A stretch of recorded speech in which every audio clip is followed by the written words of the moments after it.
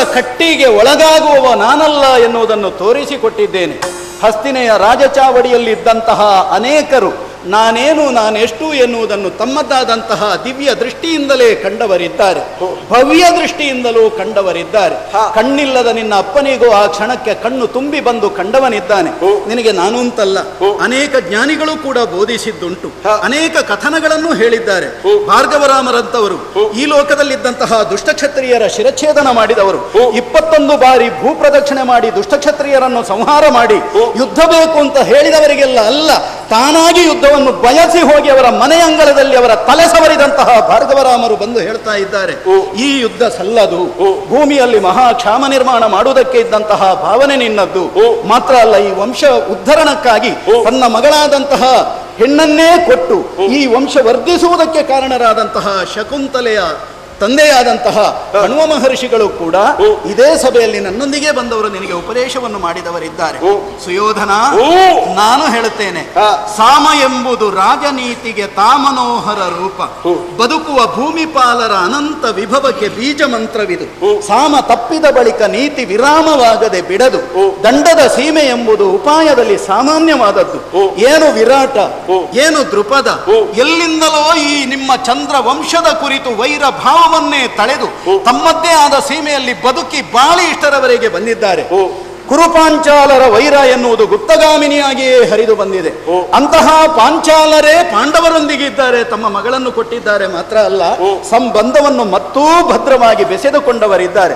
ಸಂದರ್ಭಕ್ಕೆ ಯುದ್ಧ ಮಾಡುವುದಕ್ಕೆ ಅಣಿಯಾಗಿ ಆ ಕಡೆಯಿಂದಲೂ ಬಂದಿದ್ದಾರೆ, ನಿನ್ನ ಕಡೆಯಿಂದಲೂ ಆ ಸಂಗ್ರಹಣೆ ಆಗಿದೆ, ಅನೇಕ ಆಯುಧಾದಿಗಳ ಸಂಗ್ರಹವೂ ಆಗಿದೆ. ವಿರಾಟನೂ ವಿರೋಧಿಸುವುದಕ್ಕೆ ಸಿದ್ಧನಾಗಿ ನಿಂತಿದ್ದಾನೆ. ಭೀಮನ ಬಲ ಏನು ಎನ್ನುವುದನ್ನು ನೀನು ಕಾಣದವನಲ್ಲ, ಅರ್ಜುನನ ಬಾಣದ ರುಚಿಯನ್ನು ನೀನು ನೋಡದವನಲ್ಲ.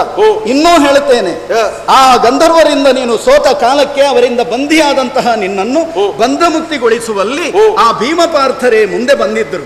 ಯಥಾರ್ಥ ಹೇಳುವುದಿದ್ರೆ ಪಾಂಡವರದ್ದಾದ ಔದಾರ್ಯದ ಕೊಡುಗೆ ಅಲ್ಲ, ಔದಾರ್ಯದ ಭಿಕ್ಷೆಯಾಗಿ ನಿನ್ನ ದೇಹದಲ್ಲಿ ಉಸಿರಾಟ ಇರುವುದು ಈ ಕಾಲಕ್ಕೆ.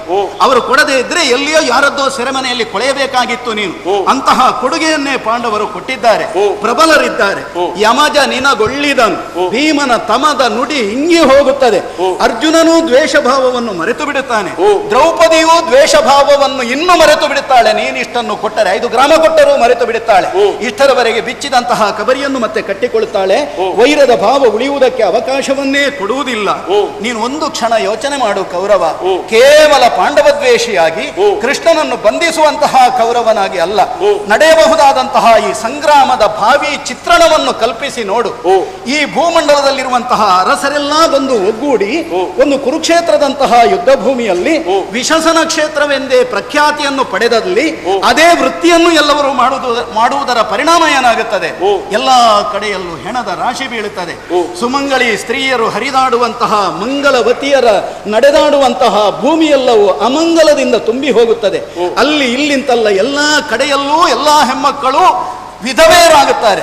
ಅದರಿಂದ ವರ್ಣ ಸಂಕರ ಉಂಟಾಗುತ್ತದೆ. ನನ್ನ ಅಪ್ಪನನ್ನು ಕಳ್ಕೊಂಡೆನಲ್ಲ ಅಂತ ಹೇಳುವ ಮಗನನ್ನು ಕಾಣಬೇಕಾದೀತು, ನನ್ನ ಮಕ್ಕಳನ್ನು ಕಳ್ಕೊಂಡೆನಲ್ಲ ಅಂತ ಮಮ್ಮಲ ಮರುಗುತ್ತಾ ಎದೆ ಬಡಿಯುವ ತಾಯಿಯನ್ನು ನೋಡಬೇಕಾದೀತು ಸುಯೋಧನ. ಅದು ಕೂಡ ಗಾಂಧಾರಿಯಂತಹ ಒಬ್ಬಾಕೆ ಸಾಧ್ವಿಯಾದ ಹೆಣ್ಣು ಇಲ್ಲಿ ಇದ್ದರೆ, ಲೋಕದಲ್ಲಿ ಅನೇಕ ಗಾಂಧಾರಿಯರಿದ್ದಾರೆ ತಮ್ಮ ಮಕ್ಕಳನ್ನು ಯುದ್ಧ ಭೂಮಿಗೆ ಕಳುಹಿಕೊಟ್ಟವರು. ಅವರು ಆ ಮಮ್ಮಲ ಮರುಗುವಂತಹ ಸ್ಥಿತಿಯನ್ನು ಕಾಣಬೇಕಾದೀತು. ಪರಮ ಸಾಧ್ವಿಯಾದಂತಹ ನಿನ್ನ ಸಾಧ್ವಿ ಭಾನುಮತಿಯಂತಹ ಸತಿಯರು ಮುಂದಕ್ಕೆ ವೈಧವ್ಯವನ್ನು ಅನುಭವಿಸುವಂತಹ ಸ್ಥಿತಿಯೊಂದು ಲೋಕದಲ್ಲಿ ನಿರ್ಮಾಣವಾದೀತು.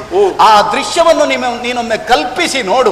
ಭೂಮಂಡಲದ ಎಲ್ಲೆಡೆಯಲ್ಲಿ ನೋಡಿದರೂ ಪೆಣಮಯಂ ಮೀರಿ ಮೆದೆಗೆಡೆದಿದ್ದ ವಾಜಿ ವಾರಣಮಯ, ಬಿಡದೆ ಕುಣಿದಾಡುವಟ್ಟೆಗಳ ರಿಂಗಣಮಯ, ನಿಡುಗರುಳ್ ಖಂಡ ಮಿದುಳು ಅಡಗು ಸುಂಟಿಗೆ ಮಜ್ಜೆ ಮಾಂಸಗಳ ನೆನಮಯ, ಪರಿವ ನೆತ್ತರ ಬಸಿಯ ಜಿಗಿಯ ದಾರುಣಮಯ, ಯಕ್ಷ ರಾಕ್ಷಸ ಭೂತ ಬೇತಾಳ ಗಣಮಯ. ಇಂತಹ ಒಂದು ವಾತಾವರಣ ನಿರ್ಮಾಣವಾದೀತು.